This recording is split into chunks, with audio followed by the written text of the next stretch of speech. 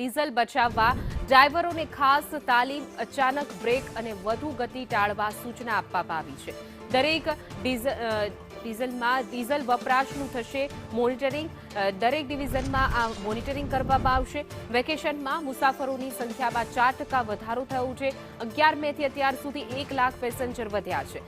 વધતા મુસાફરો માટે એક્સ્ટ્રા 300 બસ પણ વધારવામાં આવી છે.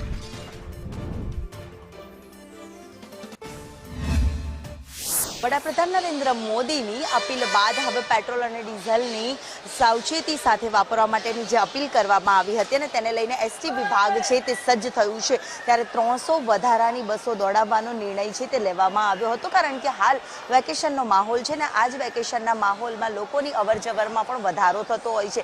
ત્યારે અત્યાર સુધીમાં મોટી સંખ્યામાં પેસેન્જરોની જે અવરજવર તો વધી હતી, પરંતુ લોકોએ હવે વ્હીકલો છે જે લઈ જવાનું ટાળતા પણ ક્યાંક નજરે પડ્યા હતા અને તે જ અપીલને લઈને એસટી બસોમાં ધસારો જે પેસેન્જરોનો વધ્યો હતો અને જે માંગ બસોની એક્સ્ટ્રા બસોની વધી હતી તેને ધ્યાનમાં રાખીને 300 જેટલી વધારાની બસો છે જે દોડાવવાનો નિર્ણય લેવામાં આવ્યો છે. એટલે કે પીએમની અપીલ બાદ હવે એસટી વિભાગ તો સજ્જ થયું છે અને એક્સ્ટ્રા બસો દોડાવાઈ રહી છે, જેને સાથે સાથે ડ્રાઈવર અને કંડક્ટરને પણ એક્સ્ટ્રા તાલીમ છે જે આપવામાં આવી રહી છે. કારણ કે જે પ્રકારે પેટ્રોલ અને ડીઝલને લઈને જે બચાવની જે વાત કરવામાં આવી રહી છે, ત્યારે કયા પ્રકારને વાહન ચલાવવા, બ્રેક કઈ રીતે મારવી જેના કારણે ડીઝલ બચાવી શકાય તે માટેની વિશેષ તાલીમ છે તે પણ આપવામાં આવી છે.